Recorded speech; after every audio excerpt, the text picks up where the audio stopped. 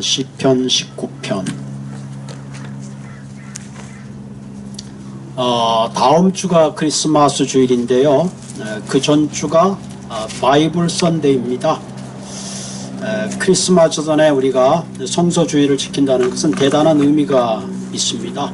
왜냐하면 말씀이 육신이 되어 우리 가운데 임하셨기 때문에 그렇죠. 특별히 시편 19편은 하나의 서정시입니다. 그 배경이 다윗이 큰 산에 올라가서 하늘을 우러러보고 그 하늘의 달과 그 해를 바라보면서 하나님이 그 임재함을 느끼죠. 그리고는 자신을 생각하고 또 말씀을 생각하면서 읊조린 위대한 시입니다. 전체를 한번 다 읽고 싶은데요. 7절과 제가 10절까지만 읽도록 하겠습니다. 여호와의 율법은 완전하여 영혼을 소생시키며 여호와의 증거는 확실하여 우둔한 자를 지혜롭게 하며 여호와의 교훈은 정직하여 마음을 기쁘게 하고 여호와의 계명은 순결하여 눈을 밝게 하시도다. 여호와를 경외하는 도는 정결하여 영원까지 이루고 여호와의 법도 진실하여 다 의로우니 금 곧 많은 순금보다 더 사모할 것이며 꿀과 송이꿀보다 더 달도다. 아멘. 19장 1절은 굉장한 선포를 하고 있어요. 사실은 하늘이 하나님의 영광을 선포하고 궁창이 그의 손으로 하시는 일을 나타내는도다. 날은 날에게 말하고 밤은 밤에게 지식을 전하도다. 그렇게 나와 있죠. 한편의 큰 서정시입니다. 우리가 잘 아는 대로 국화 옆에서 우리가 잘 아는 그 서정주 시인의 시가 있잖아요. 한 송이 국화꽃을 피우기에 봄부터 서쪽새는 그렇게 울었나 보다. 서쪽새가 울어서 국화꽃이 피는 게 아니라 한 생명의 꽃을 피우는 데는 그만한 희생과 대가와 권한이 있다는 거죠. 한 송이 국화꽃을 피우기에 천둥은 먹구름 속에서 그렇게 울었나 보다. 그런 거죠.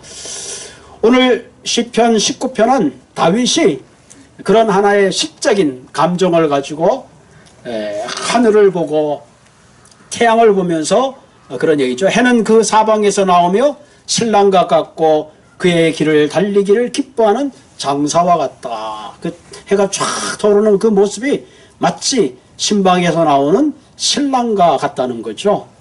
그러니까 하나님의 위대하심을 느끼면서 그 다음에 바로 연결되는 것이 여호와의 율법은 완전하여 내 영혼을 소생시키고 여호와의 말씀은 꿀송이보다 더 달고 여호와의 그 말씀은 금보다 승금보다 귀하다는 고백을 합니다. 그 다음에 연결되는 것이 뭐냐면은 12절에 자기의 허물을 능히 깨달을 자가 누구며 나를 숨은 허물에서 벗어나게 하소서. 그런 하나님의 거룩한 존전 앞에 자신의 모습을 깨닫는 거죠. 이 허물 많은 나, 그것을 생각하는 겁니다. 그리고 맨 마지막에는 고백을 하죠. 나의 반석이요 나의 구속자이신 여호와여 내 입의 말과 마음의 묵상이 주의 앞에 연락되기를 원합니다. 여러분 집에 가셔서 한번 이 19편을 곰곰이 읊조리시면 뭔가 이전에 느끼지 못하는 하나님의 놀라운 임재를 느끼게 되리라 믿습니다. 우리가 신앙생활하다 보면 몇 가지 주위에서 하는 질문들 가운데 우리를 좀 당황스럽게 하는 그런 질문들이 있습니다. 이런 질문이죠.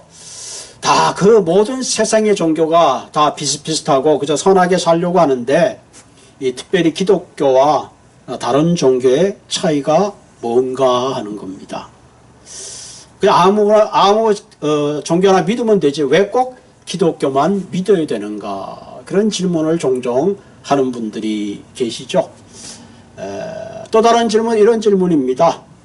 왜 기독교는 꼭 다른 데는 구원이 없다 그러고 꼭 기독교만 진리라 그러고 예수를 믿어야만 구원을 얻는다고 그러는가? 그런 질문들도 종종 합니다.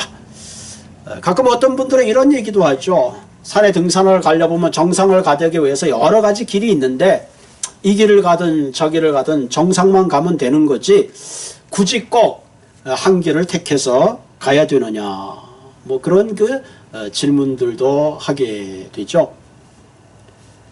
첫 번째 질문, 기독교는 왜 다른 종교와 다른가? 방향이 다릅니다. 대부분의 종교들은 내가 선을 행하고 내가 노력하고 내가 뭔가 애를 써서 그 선에 도달하는, 신에 도달하기 위해서 애를 쓰죠. 그래서 공을 드립니다. 그죠? 그래서 막 손을 비비기도 하고 결국은 내가 원하는 것을 아래고 아래서 이루고자 하는 그런 거라면 기독교의 종교는 위에서부터 아래로 내려오는 종교죠. 다시 말하면 하나님이 인간이 되셔서 우리와 커뮤니케이션 하시기 위해서 내려오신 종교. 다시 말하면 우리가 구원을 얻기 위해서 뭔가 애를 써야 되는 것이 아니라 하나님이 우리에게 이루어 놓으신 그 구원의 은총 속에 우리가 믿음으로 들어가는 거죠. 그분의 사랑을 받아들이는 겁니다. 내가 애쓰고 애를 써서 그분의 사랑을 받아내는 것이 아니라 하나님이 엄청난 그 사랑을 우리가 그대로 수용하면 된다 하는 거죠. 그 다음에 또 이런 질문도 있잖아. 왜 꼭 기독교에만 구원이 있는가? 다른 종교를 인정하지 않는 건 너무 독선적이지 않는가? 너무 관용이 없다. 그렇게 말하는 분들이 종종 있습니다. 이 문제에 대해서는 중요한 것은 정답이 있다는 겁니다. 여러분 이렇게 한번 생각해 보면 좋을 거예요. 39 얼마죠? 27. 문제를 수학 문제인데 39 27인데 학생이 수학 문제를 푸는데 어떤 애는 39 28이라고 쓰고 한 친구는 39 37이라고 썼어요. 29 37, 39 38이라고 썼어요. 자, 그러면 한 애는 27을 28로 썼으니까 하나가 틀렸고 하나는 27을 37이라고 썼으니까 9이 틀린 거죠. 열이 틀린 거죠. 그러니까 선생을 찾아가서 선생님, 아니 한 애는 열이나 차이가 났고 나는 하나가 차이 났는데 이렇게 둘 다 정답으로 빵점 처리를 해주면 난 너무 억울합니다. 맞는 얘기예요? 틀린 얘기예요? 39, 27은 27일 수밖에 없어요. 26도 안 되고 그 밑에 뭐 5가 틀리든지 4가 틀리든지 열이 틀리든지 무조건 틀린 답입니다. 다시 말하면 정답을 모를 때는 39, 27이 될 수도 있고 26이 될 수도 있고 뭐 어떤 경우의 수가 될 수가 있지만 27이라는 정확한 숫자가 있다면 다른 모든 것은 틀렸다 하는 거죠. 그러면서 기독교에서 예수를 믿어서 구원을 받는다는 분명한 진리가 있기 때문에 우리가 물론 다른 종교를 우리가 폄하하는 건 아니지만 우리도 같이 인정하지만 우리가 반드시 우리가 그런 문제에 대해서 이것은 정답의 문제다. 관용의 문제가 아니라 이것은 정답의 문제다. 우리가 한번 그렇게 생각해 볼 수가 있습니다. 세 번째 생각하는 건 이런 거죠. 산을 오르다 보면 여러 갈래 길이 있는데 그저 뭐로 가도 서울만 가면 되지 않느냐 그렇게 말하는데 거기에는 어떤 문제가 있냐면은 이런 게 있어요. 각자의 종교가 있는데 그 종교마다 섬기는 신이 다 다릅니다. 자, 그렇다면 자기가 믿는 신에게 가기 위해서는 그 신이 요구하는 길을 따라가야 되는 거죠. 다시 말하면 기독교에서 말하는 각과 혹은 불교에서 말하는 각과 혹은 신과 무당이 섬기는 신은 다 다른 것입니다. 그렇기 때문에 뭐로 가도 서울만 가는 것이 아니라 반드시 내가 원하는, 다시 말하면 하나님이 원하는 그 길이 있다는 거죠. 그러면서 기독교는 마치 담에 둘린 집과 같다. 집에 담이 있으면 문이 있잖아요.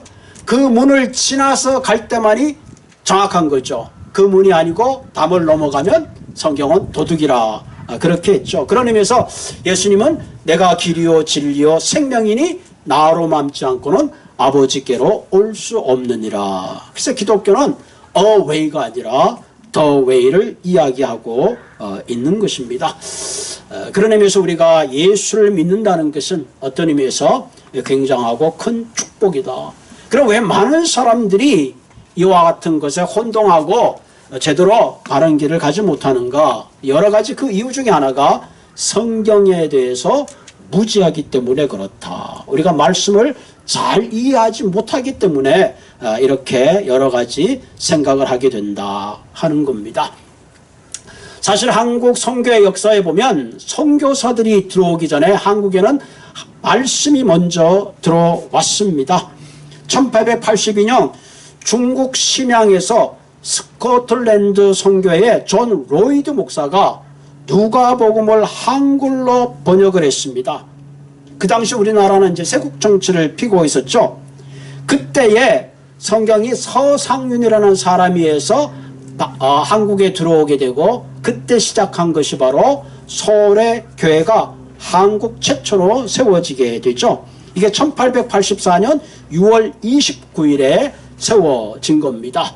그러니까 다시 말하면 교회의 역사, 하나님의 역사는 항상 무엇이 들어오느냐면 말씀과 함께 한다는 거죠. 우리가 잘 아는 대로 영국의 철학자 존 락커는 이런 얘기해서 성경은 하나님이 인간에게 주신 가장 위대한 축복이다. 여러분, 우리가 갖고 있는 성경이 얼마나 굉장한가 하는 걸 우리가 다시 한번 생각을 해야 합니다.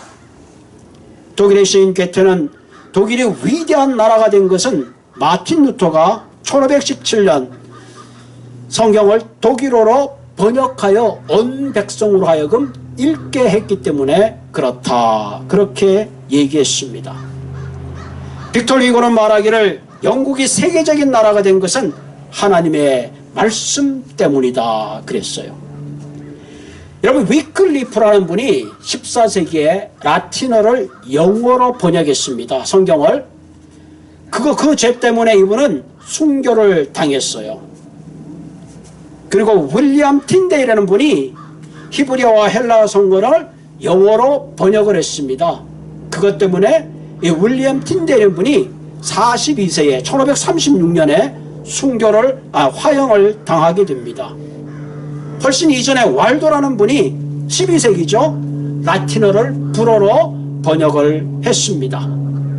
다시 말하면 우리가 지금은 여러 가지 성경의 버전을 읽고 있지만 14세기만 해도 함부로 성경을 읽을 수가 없었어요. 내용이 라틴어로 되어 있었기 때문에 읽을 수 없었고, 특별한 그때 당시는 뭐라 그러죠? 그 사람들을 사제들만 성경을 읽었기 때문에 일반 백성들은 성경을 모르고 하나님을 믿었던 때가 있습니다. 그래서 이 캐톨릭에서 말하는 성상숭배 혹은 연옥, 죽은 자를 위한 기도, 마리아 숭배 이런 걸 거부했기 때문에 그 당시 100만 명 이상이 순교를 당했다고 하죠. 어쨌든 간에 오늘 이 시대에 우리가 하나님의 말씀을 다양한 번역으로 읽을 수 있다는 것은 엄청난 축복이 아닐 수가 없습니다. 그런데 한 가지 문제는 뭐냐? 마치 바다에 있는 배가 물이 없어서 난파했을 때, 바다에 있는 배에 있는 사람들이 물이 없어서 난파했을 때에 그 목마름 때문에 죽음같이 오늘 이 시대에는 수많은 성경의 번역들이 많이 나와 있어요. 우리가 갖고 있는 개역 성경 혹은 개역 개정판, 공동 번역, 또 한글 킹 제임스, 표준 세번역, 현대어 성경, 우리가 갖고 있는 건 뭐죠? 이게 개역 개정 성경을 보고 있는데 이 다양한 번역의 성경들이 많이 나와 있습니다. 문제는 우리가 이 말씀을 읽으면서 우리가 이 말씀 속에 깊은 영적 깨달음이 그 어느 때보다 필요하다 하는 거죠. 사무엘 3장 3절에 보면 여호와의 말씀이 희귀했다. 어쩌면 오늘 이 시대에 많은 정보의 시대를 살아가고 있음에도 불구하고 어쩌면 하나님의 말씀이 가장 희귀한 그러한 시대에 살고 있지 않나 하는 생각을 하게 됩니다. 하나님의 말씀이 희귀하게 되면 잠언 29장 18절에 보면 백성이 방자에 행하거니와 율법을 지키지 않는다 그랬습니다. 그래서 사람들이 마음대로 행하게 되는 거죠. 그러므로 우리는 이 하나님의 말씀을 통해서 다시 한번 우리가 이 말씀을 통해서 하나님이 우리를 구원하시는 하나님의 능력이 됨을 다시 한번 깨닫는 시간이 되기를 바랍니다. 오늘 시편 우리 19편은 다윗이 사실 하나님의 말씀에 대해서 깊게 묵상하면서 하나는 천지창조, 자연적 계시를 말하는 거죠. 해와 달과 별을 보며 하나님의 그 위대하심을 노래하고, 그 다음에 이제는 허블만환경으로 하늘을 관측했다면 이제는 세상을 바라보는 거죠. 세상을 바라보고 그 하나님의 삼라만상의 위대함을 다시 노래합니다. 그 다음에 이제는 말씀을 통해서 좀 더 구체적으로 하나님의 사랑을 노래하는 거죠. 7절에 보면 이렇게 말합니다. 여호와의 율법은 완전하여 영혼을 소성시키며. 우리가 잘 아는 여호와의 율법이라 할 때 우리가 창세기, 출애굽기, 레위기, 민수기, 신명기, 모세오경이라고 말하는 거죠. 이스라엘 백성들이 애굽의 노예로 있을 때에 하나님께서 그들을 구원하시고 광야에서 구름과 불기둥으로 인도하신 이스라엘 백성들을 얼마나 하나님이 선택하시고 사랑했는가 하는 그 사랑에 대한 기록입니다. 오늘 보면 여호와의 율법은 완전하다. 완전하다는 말은 필요한 모든 것이 갖추어져 있어서 모자람이나 흠이 없다, 그런 뜻입니다. 하나님의 말씀은 완전하다 그렇죠. 그래서 우리의 영혼을 소생시킨다. 소생시킨다는 말은 죽었기 때문에 소생시키는 거죠. 한마디로 죽었던 영혼을 살리신다. 무엇이? 말씀이 살리신다 하는 겁니다. 여러분, 우리가 구원의 확신을 어떻게 갖습니까? 말씀을 통해서 주님이 나를 살리셨구나 하는 것을 알게 됐죠. 그래서 에베소서 2장 10절에 뭐라 그랬어요? 그는 허물과 죄로 죽었던 너희를 살리셨도다. 말씀을 통해서 하나님이 내 영혼을 살리셨도다 하는 것을 깨닫게 됩니다. 베드로전서 1장 23절에 뭐라 그랬냐면은 너희가 거듭난 것은 썩어질 씨로 된 것이 아니요 썩지 아니할 씨로 된 것이니 살아있고 항상 있는 하나님의 말씀으로 되었느니라. 그죠? 우리가 하나님의 말씀을 통해서 내 영혼을 살리신 그 하나님의 놀라우신 구원의 은혜를 깨닫게 됩니다. 성경은 능히 너희로 하여금 그리스도 예수 안에는 믿음으로 말미암아 구원에 이르는 지혜가 있게 하느니라. 우리가 잘 아는 말씀이죠. 모든 성경은 하나님의 감동으로 되온 것으로 교훈과 책망과 바르게 함과 의로 교육하기에 유익하니 이는 하나님의 사람으로 온전하게 하며 모든 선한 일을 행할 능력을 갖추게 하려 함이라. 우리가 말씀을 통해서 내가 구원받은 하나님의 자녀임을 깨닫게 되고, 결국은 말씀을 통해서 내가 양육받게 되고, 결국은 말씀을 통해서 내가 그리스도 안에 온전한 능력을 갖추게 된다 하는 거죠. 한마디로 인간의 근본적인 변화, 영적 변화는 무엇을 통해 오는가? 한마디로 하나님의 말씀을 통해서 가능하다 하는 겁니다. 그 다음 구절에 보면 여호와의 증거는 확실하다. 확실하다. 증거는 확실하다. 무슨 말이야? 피조물이 하나님을 증언하고 그 영광을 선포한다는 거죠. 하늘의 해와 달과 온 자연이 이미 하나님의 존재하심을 확실하게 증거한다 하는 거죠. 그러나 성경은 그런 자연적 계시의 차원을 넘어서 좀 더 구체적으로 확실하게 우리에게 말씀하는 거죠. 하나님이 천지를 창조하셨고 그분이 사랑하는 아들을 세상에 보내주셨고 그리고 죽으시고 부활하시고 영원한 천국에 계시는 그런 것들을 우리에게 알려주는 거죠. 하나님이 세상을 어떻게 창조하셨는가? 하나님이 세상을 어떻게 다스리고 계시는가? 그런 것들을 우리에게 말씀하고 있는 겁니다. 오늘 여호와의 증거는 확실하여, 확실하단 말은 확고하다 하는 거죠. 절대적인 증거다 하는 거죠. 그렇기 때문에 하나님 말씀은 우둔한 자를 지혜롭게 한다. 이 우둔하다란 말은 열린 문이라는 의미를 가지고 있어요. 문이 열려 있으면 아무나 들어가고 나오잖아요. 한마디로 분별력이 떨어지게 되는 거죠. 그렇기 때문에 하나님의 말씀은 우둔한 자에게 분별력을 갖게 한다.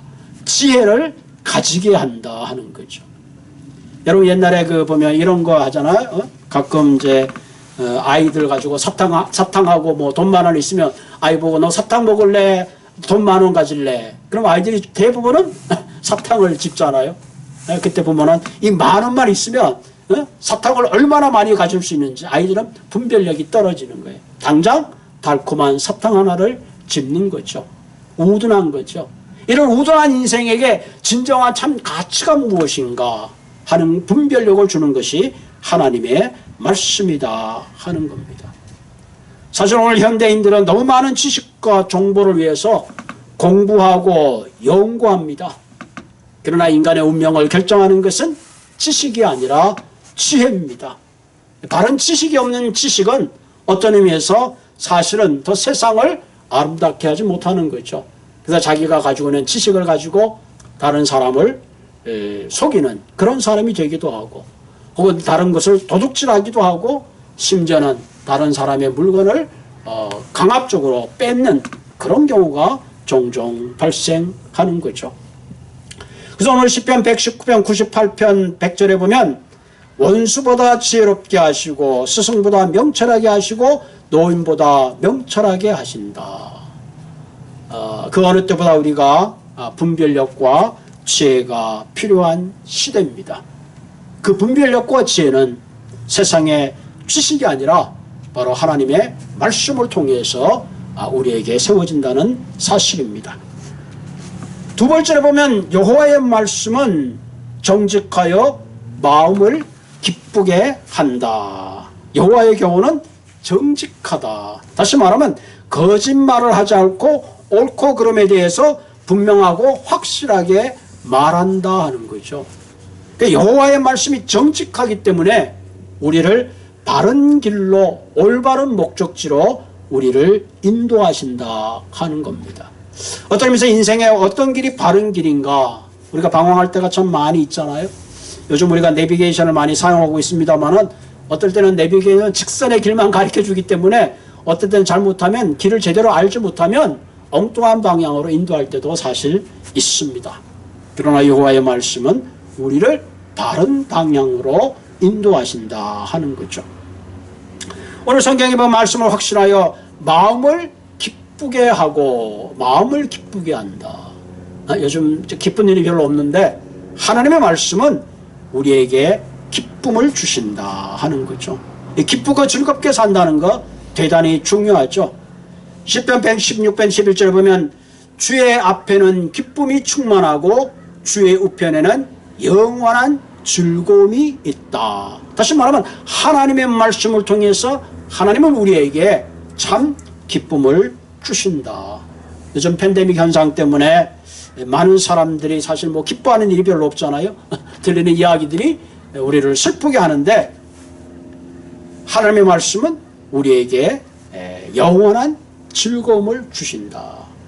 여기서 8장 21절에 보면 웃음으로 내 입에 즐거운 소리로 내 입술에 채우신다. 그렇게 말하고 있습니다. 우리가 잘 알듯이 우리가 웃고 기쁜 마음으로 살면 훨씬 더 우리의 인생이 행복한 것을 우리가 보게 되죠. 대부분 우리가 우울증에 걸리는 사람들의 가장 큰 특징이 뭐냐? 마음의 기쁨을 상실했기 때문에 그렇다는 거죠. 우리가 어떤 질병에 걸려 있어도 우리의 마음이 기쁘면 그 질병을 이길 수 있는 면역률이 훨씬 높다는 것이 과학자들에 의해서도 증명되어 있습니다. 그래서 우리가 말씀을 가까이 할 때에 하나님께서 그 말씀을 통해서 우리의 마음에 기쁨을 주신다 하는 겁니다. 자, 그다음 8절에 보면 여호와의 계명은 순결하여 눈을 밝게 한다. 하나님의 말씀은 순결하여 우리의 눈을 밝게 한다. 순결하다 하는 말은 하나님의 말씀을 우리는 하려고 순수하게 이끄신다. 거룩하게 한다.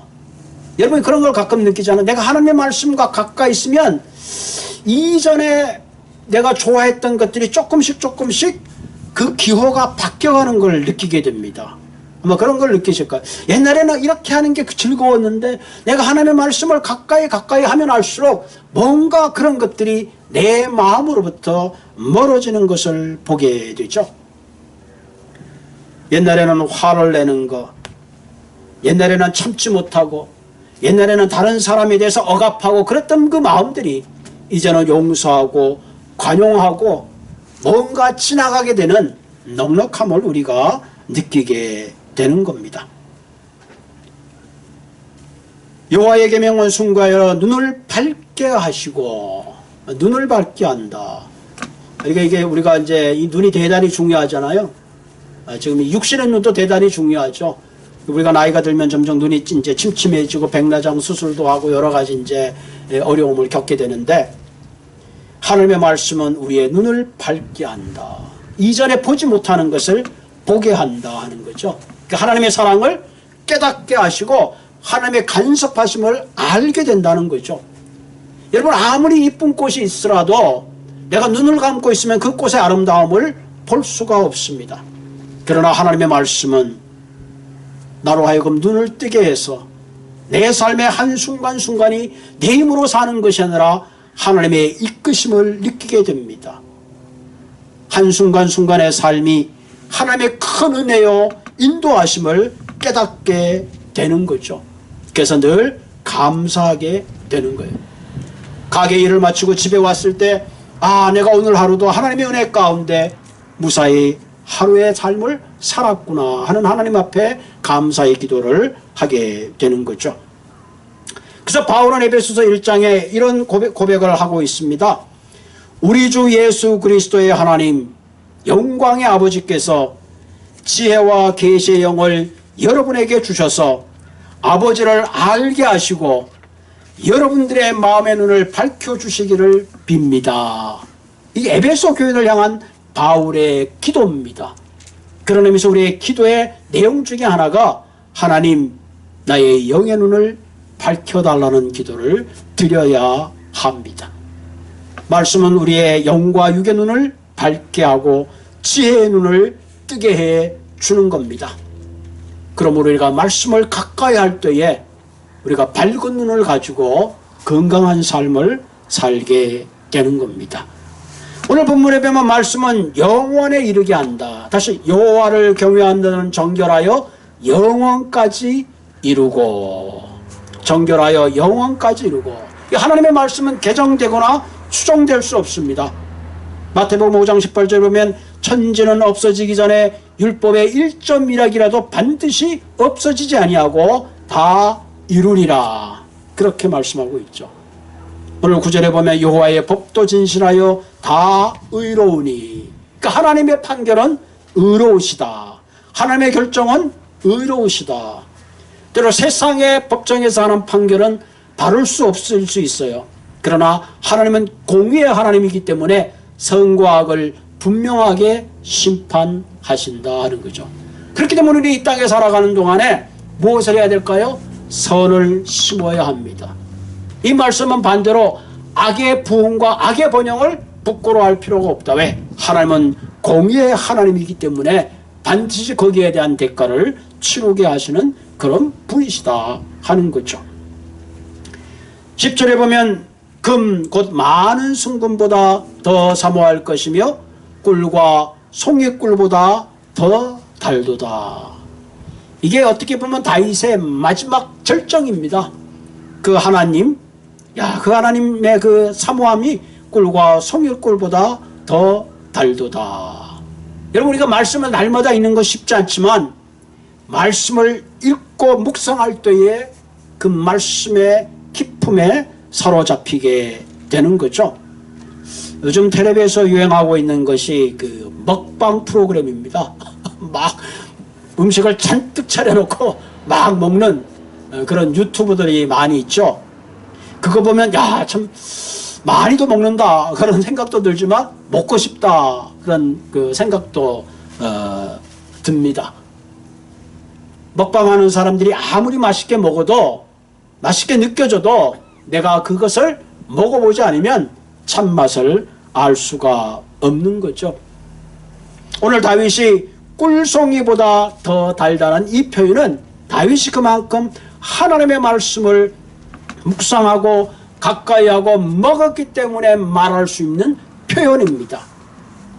먹어보지 않고 하는 표현은 하나의 언어에 불과합니다. 그러나 한번 먹어보고 하는 표현은 그 표현이 다를 수밖에 없는 거죠.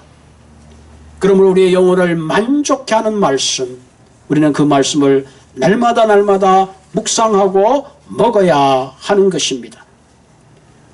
오늘 시편 19편을 통해서 다윗은 이런 하나님의 말씀이 얼마나 그의 인생에 중요한 가치가 있는가 하는 것을 우리에게 이야기하고 있습니다. 사랑하는 성도 여러분, 우리가 늘 3927 성경 66권을 늘 가지고 있지만 정말 이 말씀을 볼 때 정말로 내가 이 말씀이, 어떤 분은 그러더라고요. 졸리지 않을 때 말씀을 읽으면 잠이 와서 좋습니다.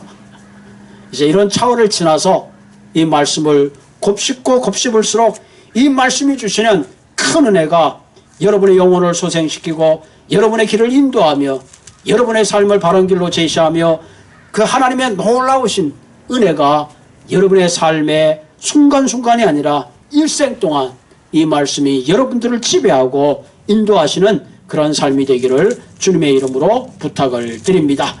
오늘 여러분들 집에 가셔서 한번 시편 19편을 1절서부터 하나하나 읽다 보면 다윗이 느꼈던 그 하나님의 위대하심, 하나님의 섬사하심, 하나님이 나와 함께 하신 그 하나님 앞에 그 다음에 이런 고백을 하죠.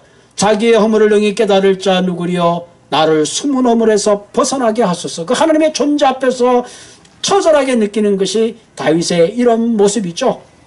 또 주의 종으로 고의로 죄를 짓지 말게 하시고 그 죄가 나를 주장하지 못하게 하소서. 그리하면 내가 정직하여 큰 죄가에서 벗어나겠나이다. 내 입의 말과 마음의 묵상이 주님 앞에 연락되기를 원합니다. 오늘 저와 여러분들, 오늘 이 말씀대로 나의 반석이요 나의 구속자이신 여호와여, 내 입의 말과 마음의 묵상이 주님 앞에 연락되는 그런 삶을 살기를 주님의 이름으로 부탁을 드립니다. 같이 기도하겠습니다.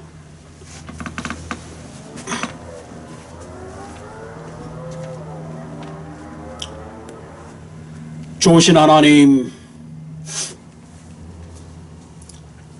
하늘의 태양을 다시고 달을 다시며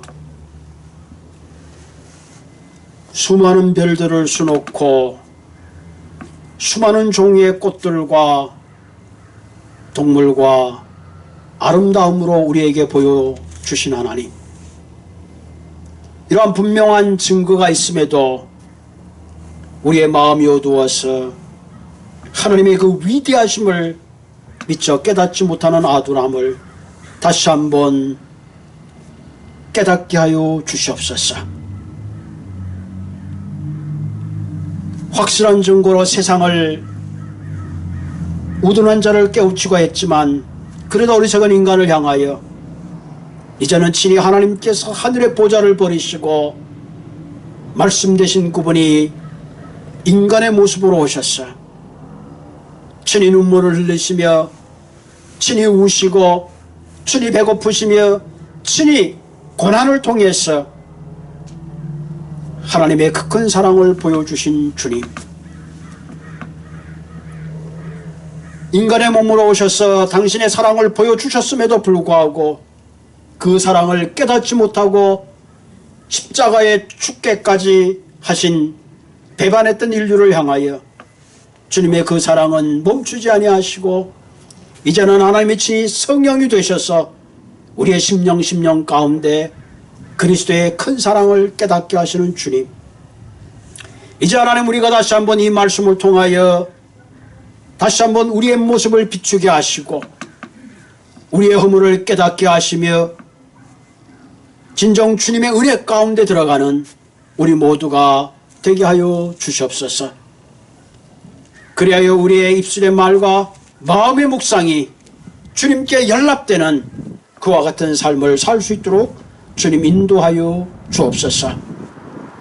말씀만이 내 삶을 인도하며 말씀만이 내 허물을 보게 하며 말씀만이 내 죄를 깨닫게 하시고 말씀만이 내 영혼을 솟게 한다는 분명한 믿음 가운데 매일매일 말씀에 사로잡히는 한 권의 책의 사람이 되는 우리 모두가 되게 하여 주시옵소서. 나사렛 예수님의 이름으로 감사하며 기도드리옵나이다. 아멘.